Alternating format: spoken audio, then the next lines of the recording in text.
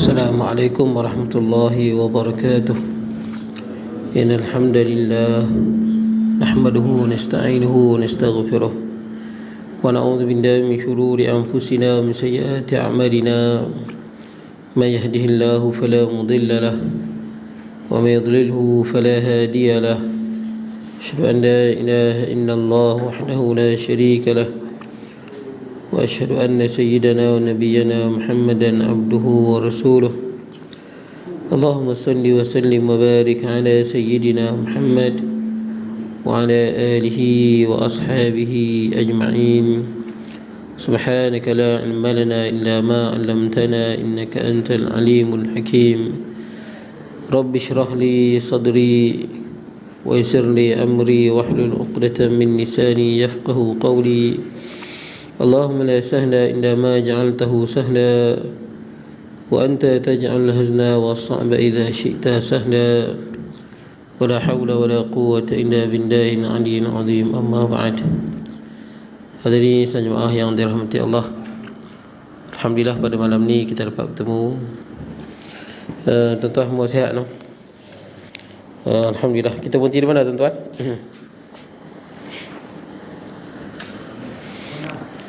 Muka surat masalah yang keberapa tuan-tuan? Yang ke-8 no? Ke-7. Masalah yang ke-7. Sebab muka surat lain Kalau saya muka surat sebelah. Muka surat sebelah. Tuan-tuan muka surat apa? Sebelah juga? Lain kot? 4 baik. Jadi masalah, senang kita tengok masalah lah. Dia daripada awal sampai habis kitab, dia akan ada masalah-masalah. Kurang dalam hampir 200 kot masalah dia. Jadi kita tengok masalah yang ke-7. Qala musannifu rahimahullahu ta'ala wa nafa'na bi ulumihi fid darain. Kata pengarang, masalah yang ke-7, sunat imam menyuruh makmum membetulkan saf. Yang ni dapat pahala bila kita suruh. Sunat Disunatkan bagi imam bahawa menyuruh ia para makmum dengan membetulkan saf sebelum ia bertakbiratul ihram. Sunat. Dalam bahasa Melayu pun boleh. Sila samakan saf, lurus dan samakan saf, ataupun rapatkan saf. Dan ni tak boleh dah tuan-tuan, tak boleh rapat lagi. Tapi insya-Allah mungkin dalam masa terdekat kot kita tengoklah ni stadium pun depa rapat dah tuan-tuan. Kita stadium bola kan. Baru ni tengok JDT lawan dengan kelab mana tahu. Kalah 3-0 kot. Depa dah duk rapat dah. KL lah, kelab Cikai tak terkenal pun. Kalah berapa? 2-0. Sebab tu kita tak tahu tuan-tuan. Ada penyokong JDT tu lah. Johor Darul Takzim tuan-tuan, JDT. Dia sebut kalau Johor kalah, dia bernazar akan naik kereta secara bogel, telanjang daripada Kuala Lumpur balik ke Johor. Sebab dia fikir mustahil Johor kalah. Johor kan tak pernah kalah. Ni pula lawan dengan apa? Ni saja sikit tuan-tuan sentuh. Dengan KLC kan.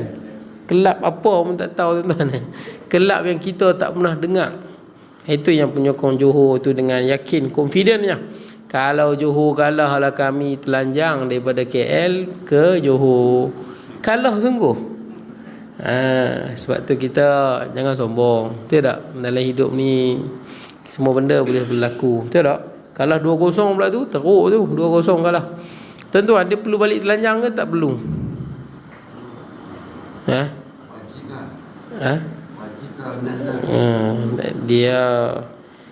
Dia macam ni, benda yang haram tak boleh buat. Betul tak?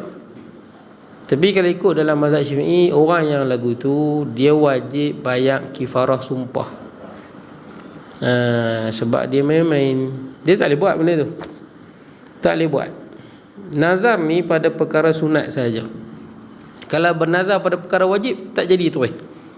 Contoh, kalaulah Johor menang, aku nak sembahyang subuh esok, tak payahlah subuh memang wajib pun. Tapi kalau dia cakap juga, benda sia-sia lah. Kita panggil benda yang sia-sia, lara tuan-tuan, mulghah, dia abaikan saja.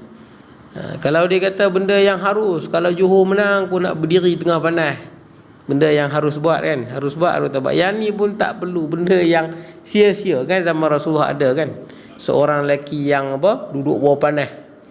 Dan Rasulullah kata tak payah duduklah, betul tak? Benda yang harus. Tapi kalau benda yang haram, dia kena bayar kifarah sumpah. Kifarah sumpah pasal memen lah. Kalau Johor kalau nak zina macam tu, dia tak boleh berzina, tapi dia wajib bayar kifarah sumpah pasal memen tuan-tuan, benda yang haram. Kifarah sumpah ni apa tuan-tuan? Yang pertama macam mana bayar? Bayar pakai apa? Pertama, bebaskan hamba, betul tak? Bebaskan hamba. Hamba dah tak ada lah sekarang. Lepas kalau tak boleh bebaskan hamba, puasa no? Bukan bulan puasa lagi tuan-tuan, fakir miskin dulu. Fakir miskin dulu. Iaitu fakir miskin kita kena apa? Kena bagi dia makan kan? 10 orang, betul tak? Makan atau pakaian, betul tak? Bebaskan hamba, atau ni boleh pilih tuan-tuan. Sama ada bebaskan hamba ataupun dia boleh juga apa? Bagi makanan. Makanan ni makanan yang biasa tuan-tuan. Maksud dia makan mesti ada nasi, ada lauk, ada sayur. Ada macam tu, makanan yang biasa kita makan. Dan ada air mineral satu. Baru jadi makan. Bagi cari fakir miskin, bukan orang biasa, orang miskin, memang orang susah. 10 orang selesai. Ataupun bagi pakaian. Pakaian main sikit lah, tapi beli bundle pun boleh tuan-tuan, betul tak? Yang penting bagi pakaian. Yang mana pakaian ni boleh sah semayang, itu sah semayang. Kalau pakaian perempuan mahal lagi lah, pasti nak tutup rapat. Kalau orang lelaki, pakaian yang dia pakai sah semayang. Kalau dia tak boleh, baru puasa. Fa'in lam tajid, kalau fa'in lam tajidu fasiyamu salasati ayyam. Banyak orang tuan-tuan, dia tak cari fakir miskin, dia terus puasa, tak sah. Padahal fakir miskin kan banyak di Malaysia ni, betul tak kan? Ada je fakir miskin. Jadi dia kena dulu cari fakir miskin, bagi makan ataupun pakaian. Kalau dia tak ada duit, hamba memang tak boleh buat yang 3 tu, barulah puasa 3 hari. Berturut-turut ke tak berturut-turut? Sunat berturut-turut, sunat saja. Sunat lah. Kalau tak berturut-turut pun tak apa. Yang kena berturut-turut ni puasa apa? Puasa berturut-turut, puasa suara kifarah kan, denda tu kan, yang mana dia berjima dengan isterinya pada siang hari bulan puasa. Kecuali musafir tak apalah, dia musafir kan, dia pergi Kuala Lumpur kan boleh buka puasa. Dia tak buka puasa, dia jima dengan bini dia. Macam mana tuan-tuan? Tak apalah, pasal dia musafir, boleh lah. Ataupun dia orang yang dibenarkan buka puasa, tak kena. Contoh dia sakit berat yang tak boleh puasa, tapi jimak boleh. Macam mana tu? Tapi kalau memang doktor kata dia tak boleh puasa lah. Kalau puasa sakit dia lagi teruk ke, boleh mati ke dan sebagainya. Kalau orang yang macam ni pun sama, dia tak kena kifarah. Tak kena kafarah tu, tak kena lah. Baik tuan-tuan, kita tengok tuan-tuan. Jadi sunat suruh. Sunat kita suruh.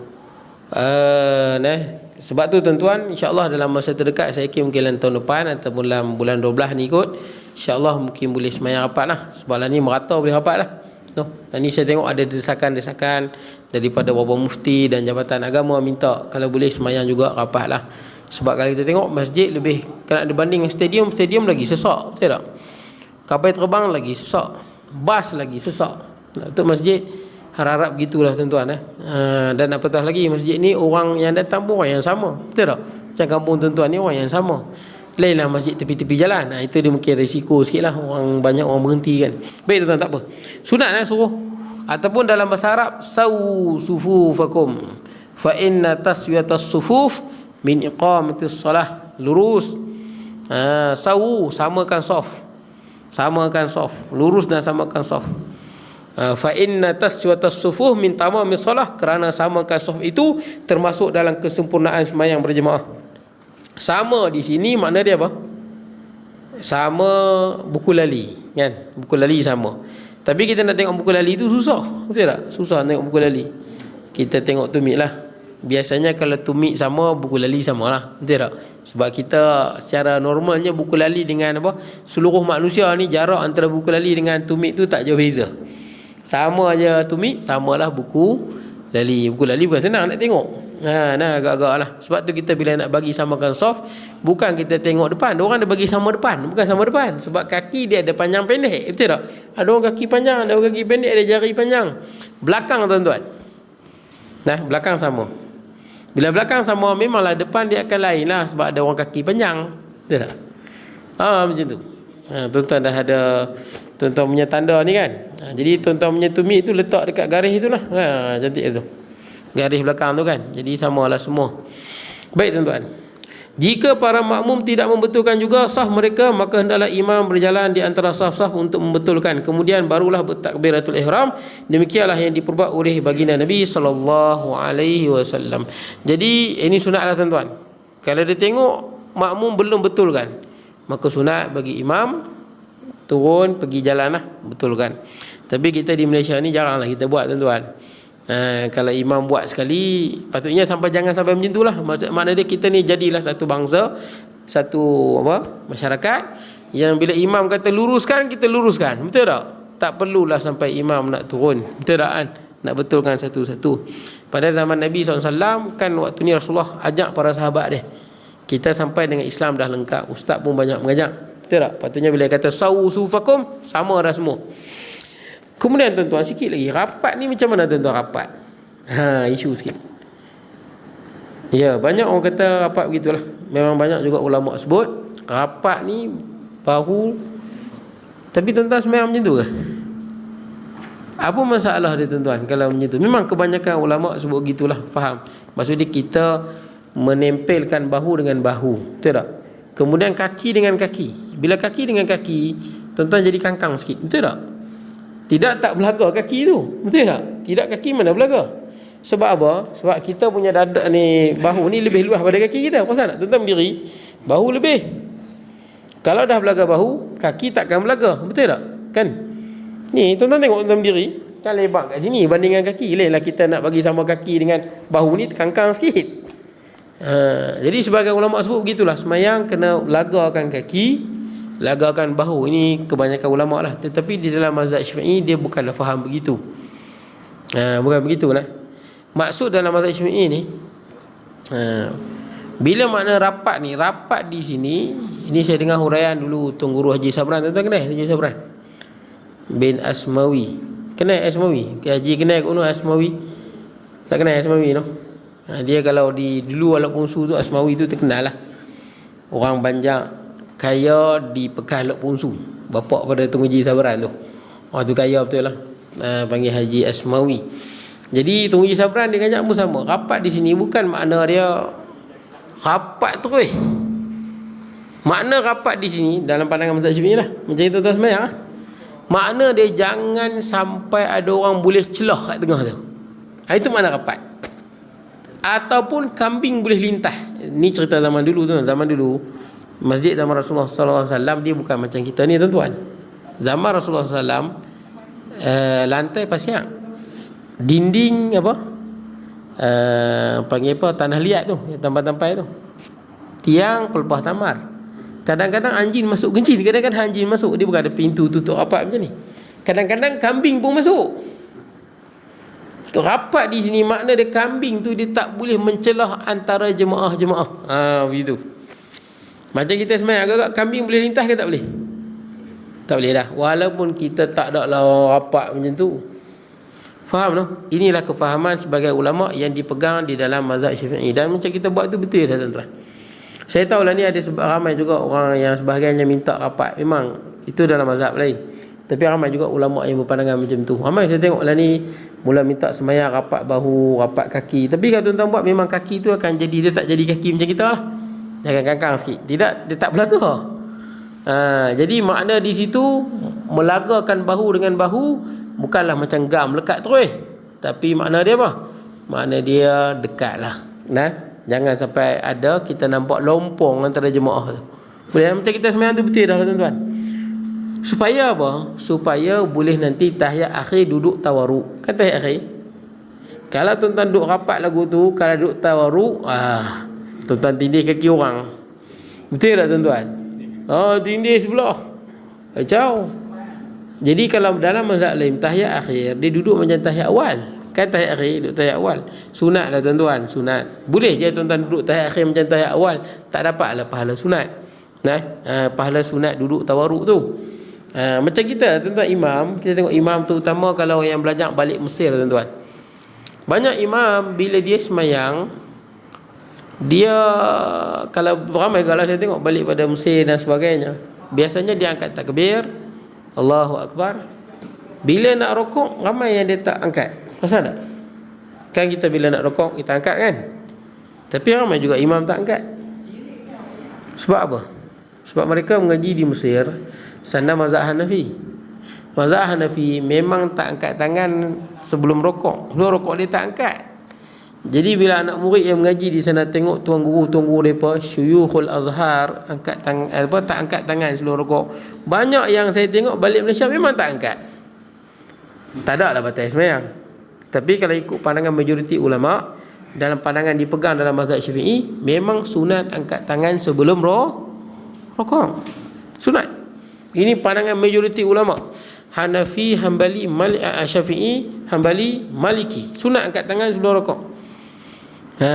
Cuba pasal tuan-tuan. Tapi tuan-tuan janganlah tegur. Kalau tengok dia ada orang sebelum rokok, dia tak angkat tangan kan, bukanlah batal semayang dia, cuma dia tak dapat sunat di situ. Boleh lah? Boleh ya tuan-tuan.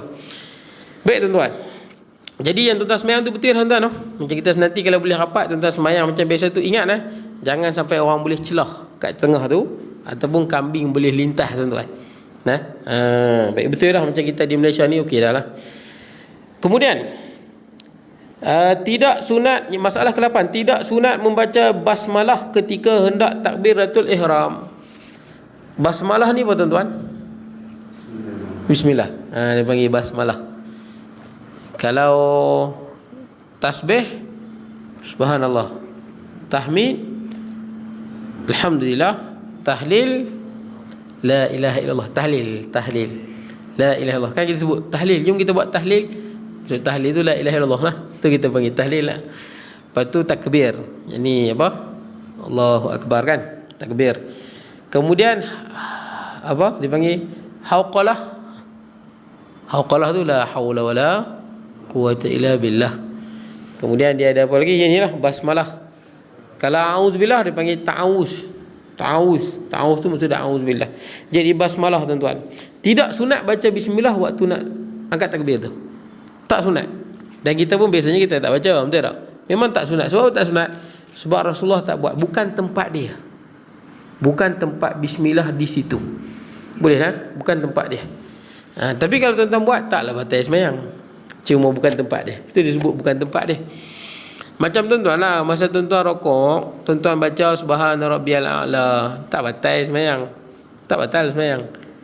Tapi subhana rabbiyal a'la baca kat mana? Rokok, betul tak? Sujud subhana rabbiyal azimi wa bihamdi, betul tak? Tuan-tuan terbalik, dia tak batal semayang, tapi tak kena, betul tak? Dalam sujud, dalam rokok tak sunat baca subhana rabbiyal a'la, betul tak? Walaupun makna ni pujian pada Allah, sebab itu bukan tempat dia. Malah makruh bagi tuan-tuan, makruh jadinya. Ya. Rokok subhana rabbiyal azim. Rokok subhana rabbiyal azim. Saya kata kalau orang baca subhana rabbiyal a'la dalam rokok. Makna dia dalam rokok dia baca subhana rabbiyal a'la. Sepatutnya baca di mana? Sujud, betul tak? Sujud baca subhana rabbiyal a'la. Ada orang dia baca waktu rokok subhana rabbiyal a'la. Batal tak semayang? Tak batal. Tapi makruh. Pasal makruh, dia tukar tempat. Tapi makna dia bagus, betul tak? Maha suci Allah yang maha tinggi kan? Bila sujud kita baca subhana rabbiyal, patutnya subhana rabbiyal a'la. Betul tak? Maha suci Allah, Tuhan yang maha tinggi. Kita baca subhana rabbiyal azim wa bihamdi, maha suci Tuhan yang maha agung, azim wa bihamdi, pujian dia. Makna dia bagus tak? Makna bagus, zikir, tapi jadi makruh. Sebab apa? Kita tukar tempat. Boleh tuan-tuan? Jadi bismillah bukan tempat dia sebelum angkat takbir. Boleh no? Tapi kalau baca batal tak? Tak batal. Sekadar bagi tahu je lah. Berkata Syekh Al-Qumuli dalam kitab Al-Jawahir, apabila seorang hendak bertakbiratul ihram maka hendaklah disunatkan, maka tidaklah nampak, tidaklah disunatkan membaca basmalah, bismillah, seperti mana tidak disunatkan bagi seseorang itu membacanya ketika hendak ia berihram dengan haji. Kan berihram dengan haji dia ada niat kan, niat. Jadi sebelum niat ihram tu juga tak sunat baca bismillah. Tapi kalau baca tak apa, boleh nah. Cumanya bismillah ni sunat dalam banyak perkara lah. Contohnya tuan-tuan nak buat apa-apalah tuan-tuan. Contoh yang paling jelas bismillah ni waktu sebelum makan. Betul tak? Kita dah baca doa Allahumma barik lana fima razaqtana wa qina adzabannar, kita dah baca doa dah. Bila kita nak makan sunat juga kita sebut bismillah. Bismillah aja, bismillah. Rasulullah kata samullah wa kulu, sebutlah nama Allah dan makan. Bismillah. Sebab tu ada para sahabat Nabi dulu, waktu ada dia pergi di perkampungan orang yang baru masuk Islam. Baru masuk Islam. Tiba-tiba bagi kambing apa? Kambing bakar. Nak makan tak makan. Depa baru masuk Islam. Bila depa sembelih kambing bakar ni? Baru je masuk. Kambing bakar mai. Oh, susah hati sahabat Nabi sallallahu alaihi wasallam. Tak makan kecil hati. Ini kan baru masuk Islam. Kalau makan, baru masuk Islam, mana ada masa dia sembelih masak ni. Maka kata baginda Nabi sallallahu alaihi wasallam, samullah wa kulu, sebutlah bismillah, makanlah. Makna dia kalau kita rasa ragu-ragu dengan satu benda tapi zahir dia nampak macam halal, dia nampak elok, daging halal, bacalah bismillah dan makanlah. Makna dia bismillah itu akan membersihkan dia daripada noda-noda kekotoran. Boleh Sebab tu ada orang isap rokok bismillah. Bismillah. Kau tuan-tuan. Jadi tuan-tuan, ceritanya tuan-tuan, bismillah itu sunat kita baca. Sunat. Kalau tuan-tuan pergi kedai kan, kadang kita tak tahu. Kedai kalau boleh carilah kedai Melayu tuan-tuan. Saya ada jumpa orang, dia suka makan kedai Hindu. Ada. Suka makan kedai Hindu. Dia tak suka kedai Melayu, dia tak suka. Kedai mamak dia tak suka. Dia kata kari sebenar Allah di kedai Hindu. Ada satu polis pencen tu, dia bagi tahu saya. Dia duduk kawasan Kerian kat lah. Dia memang kalau pergi taping tu, dia makan kedai Hindu depan hospital, kat hospital tu. Apa nama kedai dia? Yang tu kot. Tapi dia cukup suka makan. Kata sedap. Ada satu pakcik ni, dia kawasan Kerian lah tuan-tuan. Dia pun sama, memang suka makan. Dia kata dia nak Hindu dengan Sing juga masak baru sedap. Saya kata kat dia, kadang-kadang mereka uli roti canai pakai kaki. Kadang-kadang lah. Itu yang syok. Betul tak kan? Sedap. Sebab ceritanya kawan abang saya pernah kerja, kadang-kadang mereka jadi budaya mereka lah, kadang-kadang tak larat dengan kaki mereka uli. Jadi segala sekam-sekam kaki tu masuk, mungkin dia naik sikit kot. Yang kedua tuan-tuan, bila mereka masak pula, kadang-kadang tuan-tuan tahu, bukan semua, sebagian mereka masak, bila tuan-tuan periuk mereka memang tak basuh pun. Periuk masakan mereka tu, memang itulah bagi masakan mereka power tuan-tuan. Kalau kedai tu dah 30 tahun, malah sebahagian mamak pun buat. Kalau kedai tu dah 30 tahun lah dia tak basuh. Bukan makna dia biar atas api tu. Kurang dia tambah, dia masuk apa? Santan dia tak guna kan. Dia masuklah rempah apa semua tu. Tapi bila kurang kuah dia masuk, tambah. Kurang tambah. Sebab tu kadang-kadang sebahagian kedai mamak dan kedai kadang-kadang kedai baru dia tak apa sangat. Dia kena lama sikit. Biar periuk tu dah lama. Dia memanglah tak bersihkan, masuk duk masak. Barulah rasa dia power tuan-tuan. Bukan semua kedai mamak, saya tak kata semua. Jadi tuan-tuan, ceritanya makan kedai orang bukan Islam ni bukan tak boleh, tapi kita risau. Betul tak? Tapi lah ni dah jadi budaya tuan-tuan. Dah mai di Malaysia dah ada budaya tu. Asalnya di Indonesia dah ada budaya makan. Tuan-tuan boleh tengok di Indonesia, dia pun masak babi ni. Ada kedai tu milik seorang tu Kristian, seorang lagi Islam. Kan di Indonesia ni muka Melayu lah semua tuan-tuan. Tak kira Melayu Jawa kan, Melayu Minang kan, tapi muka Melayu semua. Jadi seorang pemilik dia Kristian, seorang lagi Islam. Depa jual masakan depa masalah babi tuan-tuan. Tapi babi masak orang Melayu tuan-tuan.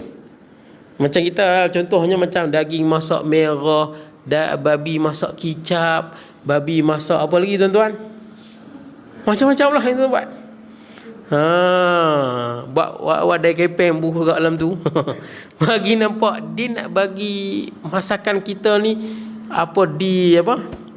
diberi tenaga dengan babi. Macam itulah.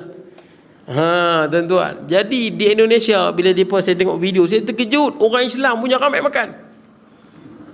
Terutama babi bakar ni. Tuan-tuan kalau pergi Sabah jaga tuan-tuan dia jual babi bakar, tapi dia tak panggil babi, dia panggil apa? Banyak ada orang termakan tuan-tuan. Pergi Sabah sebab dia jual pakai tudung. Dia ada nama dia, saya lupa nama dia. Dia jual tepi-tepi jalan. Dia memang pakai tudung supaya orang beli. Pakai tudung. Dia bukan Islam kadang-kadang. Nama babi dia panggil apa? Dia panggil panggang. Saya lupa nama dia tuan-tuan. Ada kawan saya Sabah beritahu, jangan makan tu tuan-tuan. Ada satu pak haji makan sedap. Dia tak tahu tu babi hutan. Dia babi hutan lagi sedap pada babi merah tu. Babi hutan panggang.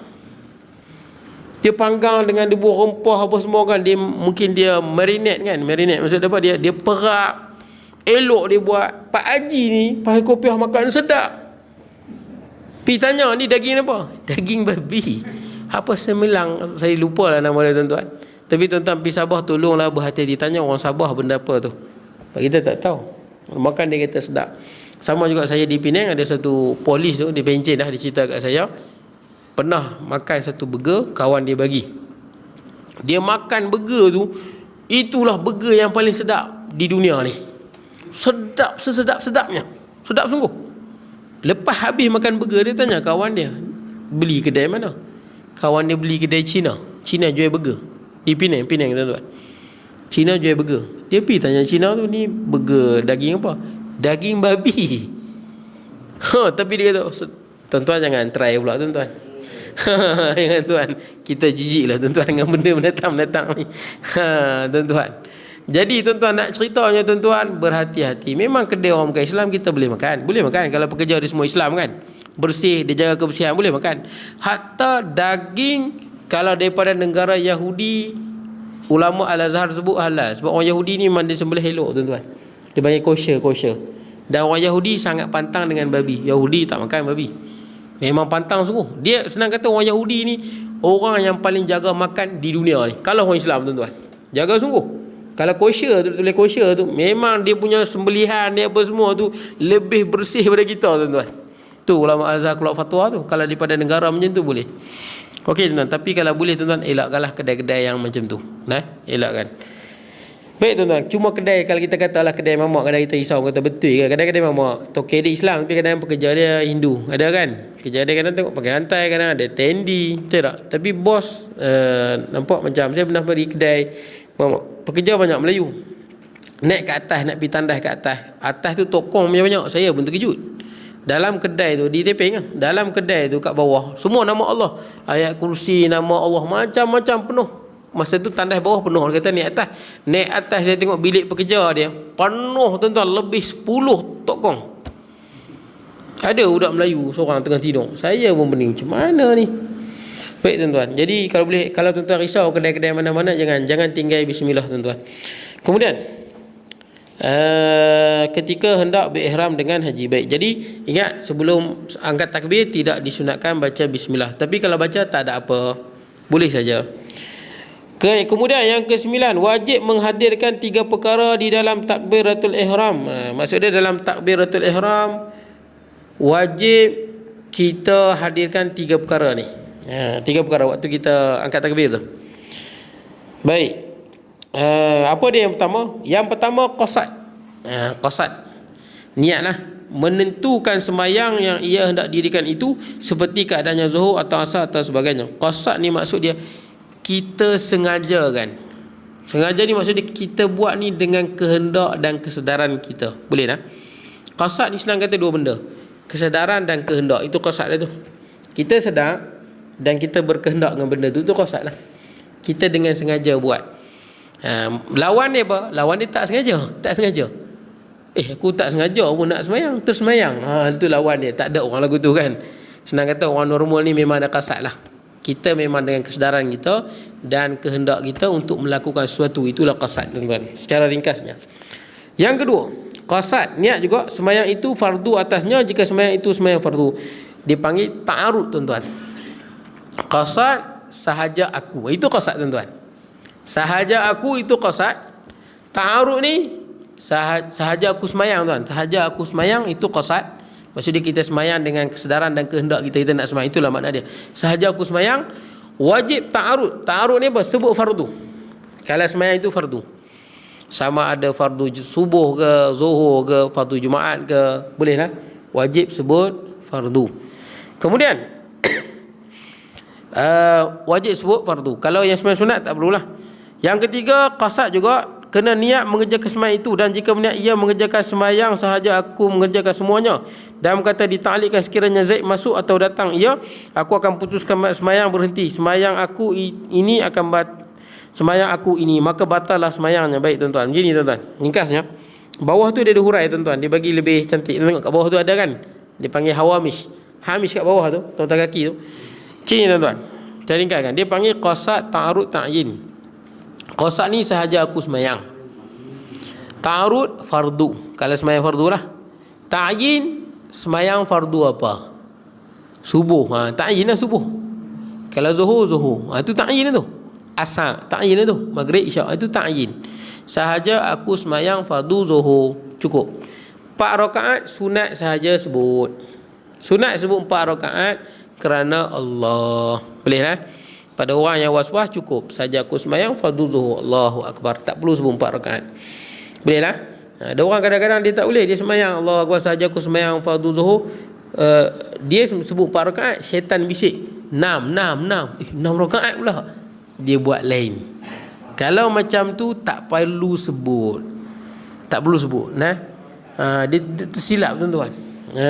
Was-was. Baik tuan-tuan, was-was ni bukan benda yang baik, benda yang tak baik sebenarnya. Jadi pada orang kalau jumpa kawan-kawan yang was-was, pesan pada dia, was-was ni bukan benda yang baik dalam agama. Was-was ni adalah perkara yang sebenarnya dibenci di dalam agama. Nanti dia akan sebut kesan was-was pada ibadah. Malah ada sebagian ulama sebut orang yang was-was ni kita tak boleh jadi imam was-was. Makruh kita ikut orang was-was menjadi imam. Sebab kadang-kadang ada orang was-was ni, dia kalau dia ada masalah mental tak apa. Kadang-kadang dia bukan ada masalah mental, dia saja layan dia punya was-was, layan hati dia. Itu dibenci, makruh. Dan jika pada sembahyang Jumaat, maka wajib ditambahkan atas 3 perkara di atas dengan 1 perkara lagi, iaitu menghadirkan niat mengikut imam. Kalau sembahyang Jumaat wajib, imam wajib niat menjadi imam, makmum wajib niat menjadi makmum. Sebab apa? Tuan-tuan, kalau sembahyang ni sembahyang biasalah, kalau imam tidak berniat menjadi imam, imam tidak berniat menjadi imam, sah tak tuan-tuan? Katakanlah sembahyang maghrib tadi, imam tidak berniat menjadi imam, sah ke tak sah? Sah. Sah. Tu kena mengaji tuan-tuan. Kadang-kadang orang dengar tak sah. Sah. Tetapi apa kesan dia? Kesan dia, imam tidak mendapat pahala Jumaat. Imam tak dapat pahala Jumaat. Jemaah dapat tak? Jemaah dapat. Imam tak dapat. Imam tak dapat, jemaah dapat. Tapi kalau sembahyang Jumaat, imam wajib sebut. Kalau tak sebut, kalau dia tak niat dalam hati dia, batal Jumaat. Betul tuan? Batal Jumaat. Sama juga bila sembahyang jemaah, tuan-tuan niat jadi makmum wajib ke tak wajib? Tak wajib. Betul tak? Kecuali apa? Bila imam nak tanggung Fatihah. Kan ada ustaz sebut kan, bukan niat masbuk, niat makmum. Contohnya imam dia sembahyang, hujung-hujung dia nak habis, dia baca-baca contohnya wal as innal insana lafi khus. Memang kita masuk angkat takbir takkan sempat Fatihah. Betul tak? Takkan sempat Fatihah. Bila kita angkat takbir, kita tak niat makmum, Allahu Akbar. Bila imam rokok, boleh tak kita rokok? Tak boleh. Pasal kita tak niat makmum. Bila kita tak niat makmum, imam boleh tanggung ke Fatihah?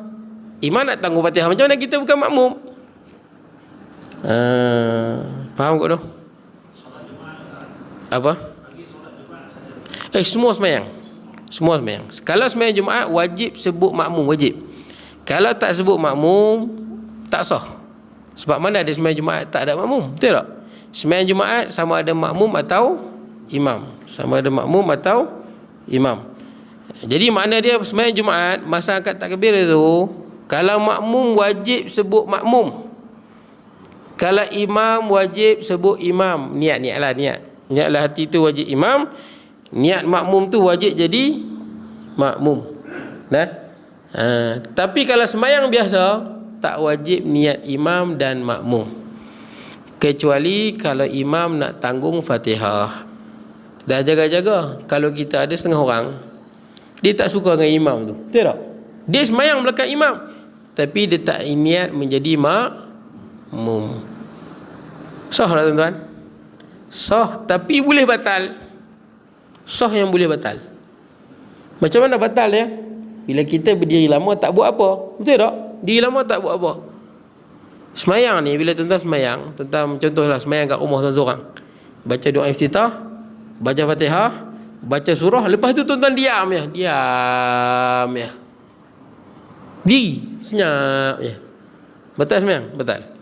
Maksudnya kita melakukan perkara yang lara di dalam sembahyang. Sebab tu kita, contohnya lah, kalau semayang apa? Kita panggil semayang. Kalau semayang dengan imam tak apa, memang kita kena ikut imam. Kita semayang asar contohnya, imam baca surah panjang, kita dah habis dah baca surah, kita tetap juga wajib tunggu imam. Betul tak? Tak boleh melalui imam. Tapi kalau seorang-seorang tak boleh, kita telah melakukan perkara yang sia-sia di dalam semayang. Sama juga kalau sembahyang maghrib, sepatutnya imam baca kuat. Sembahyang maghrib sepatutnya imam baca kuat. Tiba-tiba sembahyang maghrib imam baca pelan. Bila imam baca pelan, sunat tak kita baca Fatihah? Surah. Maghrib patutnya imam baca kuat surah Fatihah. Tiba-tiba imam baca pelan. Bila imam baca pelan, sunat juga kita baca surah. Kan ada kadang-kadang kita sembahyang kat R&R, kita ikut dia, tapi dia tak mau jadi imam. Betul tak? Kita ikut dia dah. Dia senyap.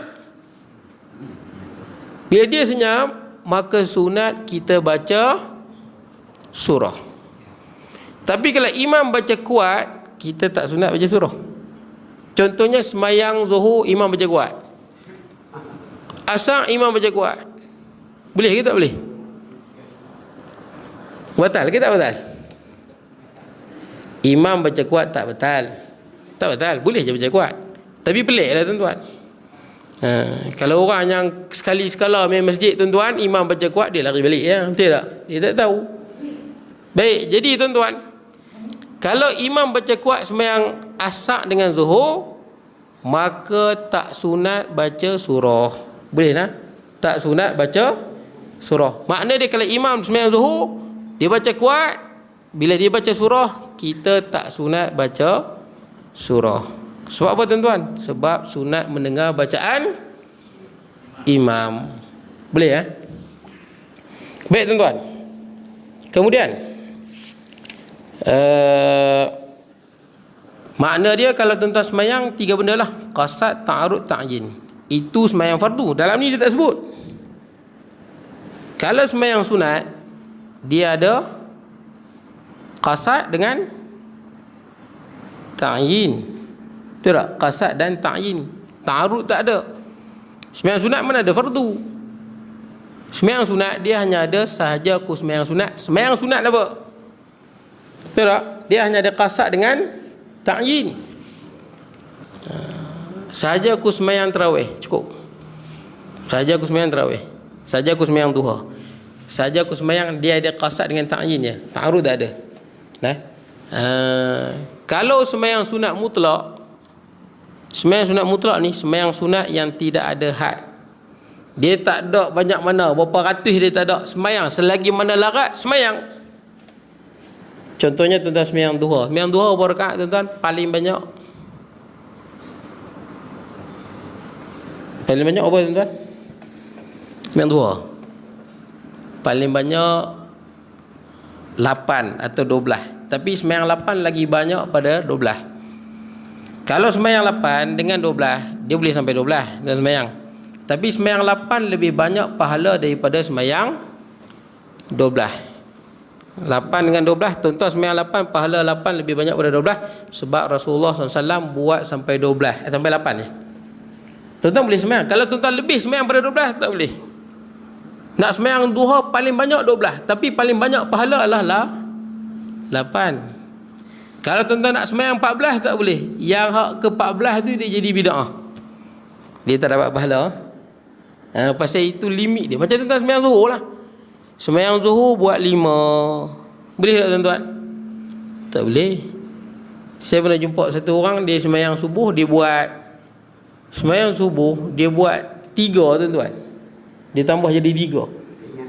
Bukan tak ingat, saya tegur dia, kata tak boleh. Dia kata takkan tak boleh nak sembahyang. Orang yang jahil, tuan-tuan. Tapi suka buat kepala tahu. Betul tak? Jadilah lagu tu. Saya tegur kata tak boleh. Mana boleh sembahyang tambah. Tapi kata takkan nak sembahyang pun tak boleh. Memanglah tak boleh. Mana boleh sembahyang 2 jadi 3, 2 jadi 4, tak boleh. Lepas tu dia sembahyang pula lepas subuh. Sembahyang sunat lepas subuh. Saya kata tak boleh sembahyang sunat lepas subuh. Betul tak? Boleh tuan-tuan sembahyang sunat lepas subuh? Tak boleh. Tapi dia sembahyang.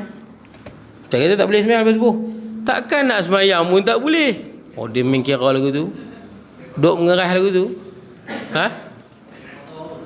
Bukan qada sembahyang sunat. Sembang kan dia, cakap dengan dia. Dia qada tak apa, dia sembahyang sunat. Itulah bila malas mengaji. Betul tak? Baik tuan-tuan. Jadi tuan-tuan, kalau sembahyang sunat mutlak, dia hanya ada qasad sahaja. Dia ada qasad, ta'arud, ta'yin. Kalau sembahyang sunat mutlak, dia hanya ada qasad sahaja. Sembahyang sunat mutlak, sembahyang yang tak ada had. Kalau tuan-tuan sembahyang qabliyah ba'diyah, contohnya sebelum subuh, dia 2, tak boleh lebih. Tidak. Tuan-tuan buat 4, dia jadi bid'ah. Yang kedua tu dia tak dapat pahala, dosa, malah batal lagi. Mana ada dah. Dia hanya 2. Sebelum zuhur 4. Betul tak? Tuan-tuan boleh buat 2. Tapi yang paling bagus 4. Lepas zuhur 4. Tapi biasanya kita buat berapa tuan-tuan? Kita buat 2. Tapi boleh buat 4. Itu lebih baik. Tapi 4 ni bukannya sembahyang sekali lah. Dia buat apa? 2 bagi salam, 2 bagi salam. Jarang saya jumpa orang buat tuan-tuan. Tapi saya pernah jumpa di Kelantan, masa saya belajar di Kelantan tu. Dia sembahyang memang sebelum subuh, sebelum zuhur, lepas zuhur, sebelum asar, dia memang buat 4. Sebelum asar pun 4. Itu lebih afdal. Tuan-tuan pernah buat tak tuan-tuan? Kita tak pernah?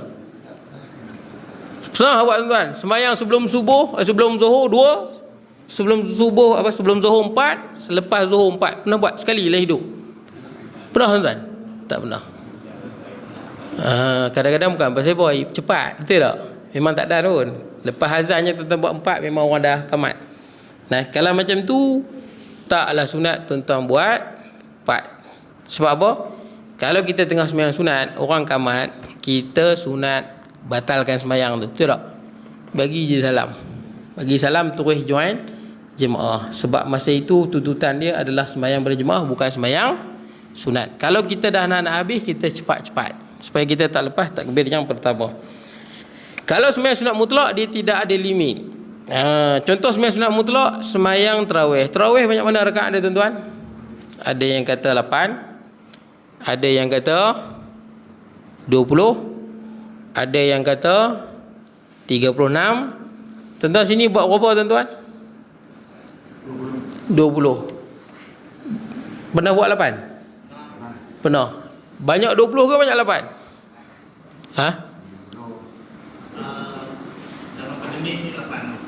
Pandemik 8. Tuan-tuan, 36. Sebenarnya pandangan yang paling kuat, dia tidak ada limit. Dia paling kuat. Tuan-tuan boleh buat 8 boleh. Tuan-tuan boleh buat 20, boleh buat 36. Tuan-tuan juga boleh buat 40. Tapi orang tak ikut lah, betul tak kan? Kalau rajin boleh. Di Indonesia, mereka sembahyang 1 malam 1 Quran. Di Indonesia, 1 malam 1 Quran. Sampai pukul 4 pagi, 5 pagi baru habis. Tukar apa imam. Satu malam baca satu Quran. Sama juga di Indonesia ada sembahyang tarawih 23 rakaat 11 minit ada juga. Penyala juga tuan. Ni orang jenis malas mengaji buat kepala tahu. Baik tuan-tuan. Kalau sembahyang sunat mutlak dia tidak ada limit. Sembahyanglah banyak mana pun asalkan pada waktu yang kita boleh sembahyang. Contohnya antara daripada duha tu sampai ke zuhur kan panjang. Kita sembahyang duha saya kata paling panjang buat 12. Tapi jangan buat 12, buat 8. Buat 8. Jadi tuan-tuan, kalau ada sengkang masa lagi kita nak sembahyang apa? Kita nak sembahyang lagi, sembahyang sunat. Sahaja aku sembahyang, itu je niat dia. Sahaja aku sembahyang, selesai. Sahaja aku sembahyang, itu niat dia. Nah, tak perlu kita sebut sahaja aku sembahyang sunat apa. Cukup. Kalau memanglah tuan-tuan baca dalam buku, dia ada ajak panjang. Sahaja aku sembahyang sunat mutlak 2 rakaat kerana Allah. Tapi kalau dalam ni disebut, ataupun tuan-tuan tengok dalam kitab lain, dia sebut cukup dengan qasad sahaja aku sembahyang Allahu Akbar. Cukup. Nah. Itu dipanggil qasad sahaja tanpa ta'yin. Sebab tu Imam Ahmad bin Hanbal radhiyallahu an, dia sembahyang sunat sehari 300 rakaat. Sehari 300 rakaat. Sembahyang sunat apa tuan-tuan? Duha 8 dia. Kalau kita panggil sembahyang rawatib kan, dia sembahyang yang paling afdal tuan-tuan lah sembahyang sunat rawatib. Sebab tu kita jangan tinggal tuan-tuan. Tapi ramai kita tengok kadang-kadang bila pergi sembahyang apa? Tarawih, dia tak sembahyang rawatib. Betul tak? Contohnya lepas isyak bagi salam, patutnya sembahyang ba'diyah kan? Tapi ramai tak sembahyang. Betul tak? Ramai duduk duduk relax. Orang dah sembahyang sunat lepas isyak, barulah dia sembahyang tarawih. Bukanlah salah, tapi rugilah tuan-tuan. Sebab sembahyang qabliyah dengan ba'diyah lebih afdal daripada segala sembahyang sunat yang lain. Jadi sepatutnya lepas je sembahyang isyak tu kita sembahyanglah ba'diyah. Kalau rasa malas sangat pun boleh sembahyang duduk. Betul tak? Sembahyang sunat boleh duduk. Betul tak? Sembahyang sunat boleh duduk. Dia tak wajibkan berdiri. Sembahyang sunat boleh duduk. Kalau duduk pun tak mau duduk nak mengiring, boleh tak? Sembahyang sunat mengiring, boleh. Sembahyang sunat mengiring boleh. Dah malas sangat, mengiring okeylah pada tak sembahyang, menyembang betul tak? Jadi tuan-tuan boleh mengiring. Kalau mengiring pun tak mau nak guna isyarat mata, boleh. Malas sangatlah, betul tak? Baik tuan-tuan. Kemudian jadi sembahyang sunat di sini adalah sembahyang sunat mutlak yang mana tidak ada bilangan. Tuan-tuan banyak sembahyanglah banyak mana pun boleh. Baik tuan-tuan. Kemudian yang ke-10. Sebelum saya lupa tuan-tuan, lepas sembahyang sunat qabliyah ba'diyah ni, sembahyang sunat apa yang paling afdal? Sembahyang sunat pertama kita panggil rawatib, sebelum dan selepas tu kan. Yang kedua lepas tu sembahyang apa yang paling afdal? Sembahyang sunat yang paling afdal. Sembahyang sunat duha dulu. Duha. Lepas duha barulah sembahyang sunat tahajud. Tahajud setelah sembahyang sunat duha. Tapi ingat, termasuk juga tarawih termasuk di dalam tahajud tuan-tuan. Sembahyang sunat tahajud lah. Tapi ingat duha itu afdal. Jadi tuan-tuan buatlah pagi-pagi 2 rakaat pun jadilah. Betul tak? Bukan lama pun. 2 rakaat dalam 5 minit ya tuan-tuan. Kita ada masa yang panjang kan. Buat 2 pun okey. Kalau tuan-tuan buat 4 rakaat duha, tuan-tuan telah menunaikan hak kesyukuran tuan-tuan. Okey tuan-tuan, kita dah isyak tuan-tuan. Ni panjang ni. Kalau kita tengok yang ke-10 ni panjang tuan-tuan. Makmum, sunat makmum bertakbiratul ihram mengiringi takbiratul ihram imam. Kita berhenti di sini tuan-tuan. Ada soalan tuan-tuan sebelum saya habiskan? Ya. Jadi yang last kali itu banyak yang tak plus banyak witir tu. Mana dapat barang? Macam mana? Banyak witir tak buat. Memang witir tak buat. Dia macam ni.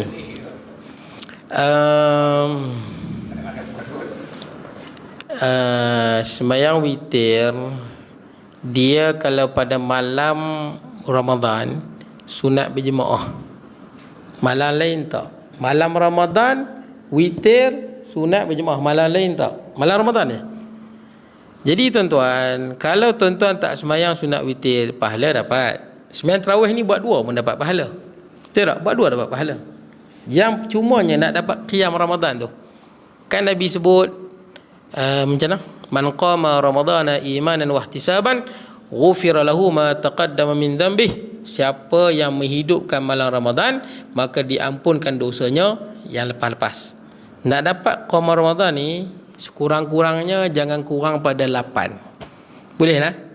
Kalau kita tak buat 8 ataupun kurang, kita tak dapat qiyam Ramadan. Padahal hadis sebut, siapa yang menghidupkan malam Ramadan dengan semayang kan, diampunkan dosa-dosa yang lepas. Nak dapat qiyam Ramadan ni, ikut Rasulullah SAW, jangan kurang pada 8. Ataupun jangan kurang pada 8. Buatlah banyak mana pun. Jadi dapatlah qiyam Ramadan tu. Tapi kalau dia tak buat witir, tak dapat pahala witir.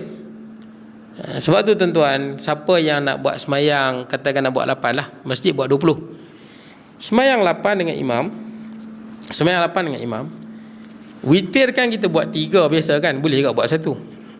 Katakanlah kita buat witir 3, masa imam semayang tarawih 9 dengan 10 tu, tidak, rakaat 9 dengan 10, kita ikut belakang imam tapi dengan niat witir, boleh, betul tak? Tahu kan, dia semayang ni kalau berbeza niat tak apa. Contohnya tuan-tuan mai daripada mana?